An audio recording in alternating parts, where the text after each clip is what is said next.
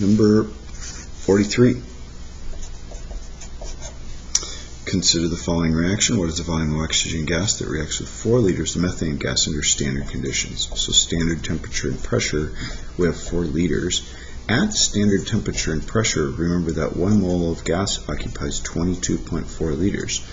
If you forget that, or don't remember that, you can always look up here. Remember that you can go from volume of gas to moles at 22.4 liters right here. If it's at STP, it's got to be at STP, otherwise you have to use PV equals nRT. So maybe you want to write this on here. At STP, this has to happen, standard temperature and pressure.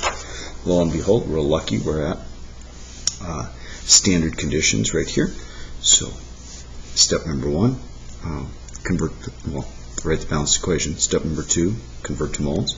So there are 22.4 liters in 1 mole of gas. And then what is the volume of oxygen gas that reacts with the methane? So this is moles of methane.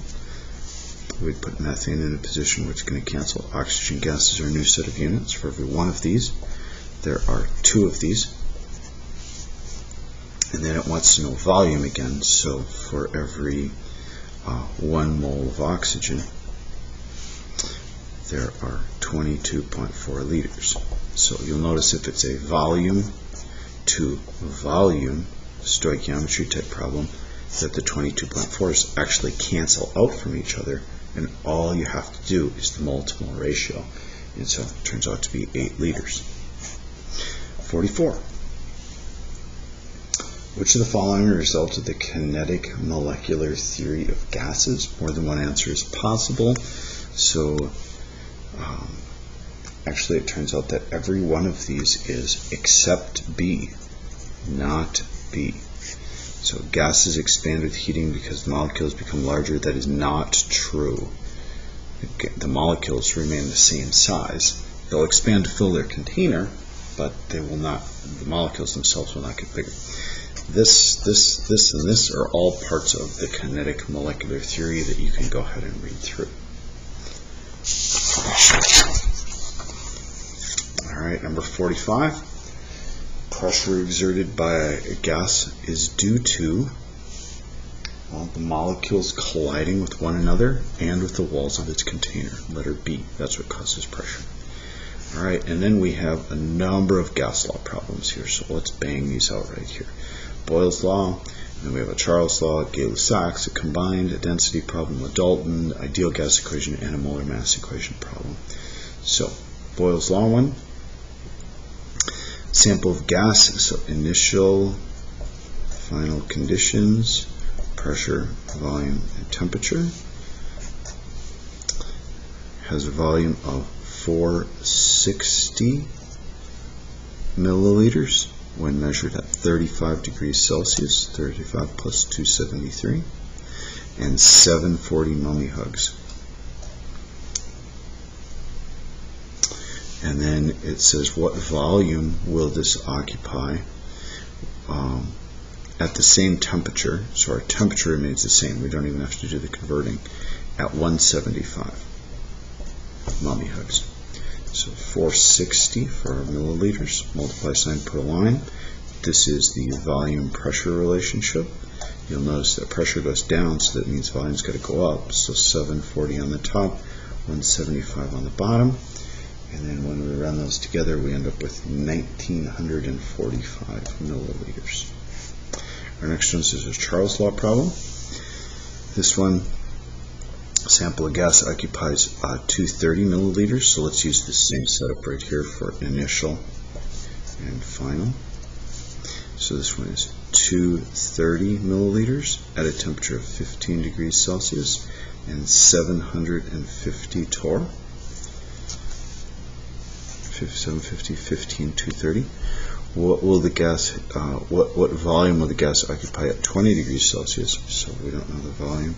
20 degrees Celsius and 750 torr. So notice our pressure does not change, and so this is a television law.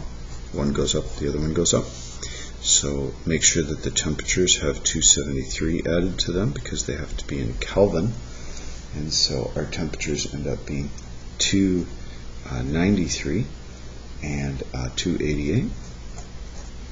So since the temperatures go up, the volume also has to go up. So 230 times a relationship to make it get larger. So our relationship to get larger would be 293 over 288. Your other choice would be 288 over 293, but of course that would make it get smaller. And let's see, this is equal to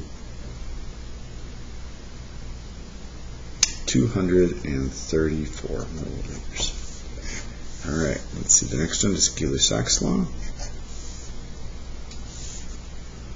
This one's also known as Amnon's law as well. Some books call it this, some give it a different name. So same setup with pressure, volume, and temperature. Initial, final. Organize your data first. 10 liters, 114 and 27.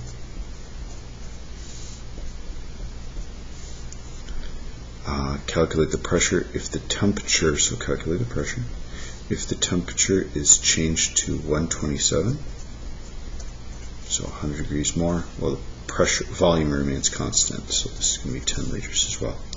So this is a temperature pressure toilet paper law. One goes down, the other one goes down. So notice our temperature is going up, which means our pressure is going to have to go up. Don't forget, add 273 to each of these.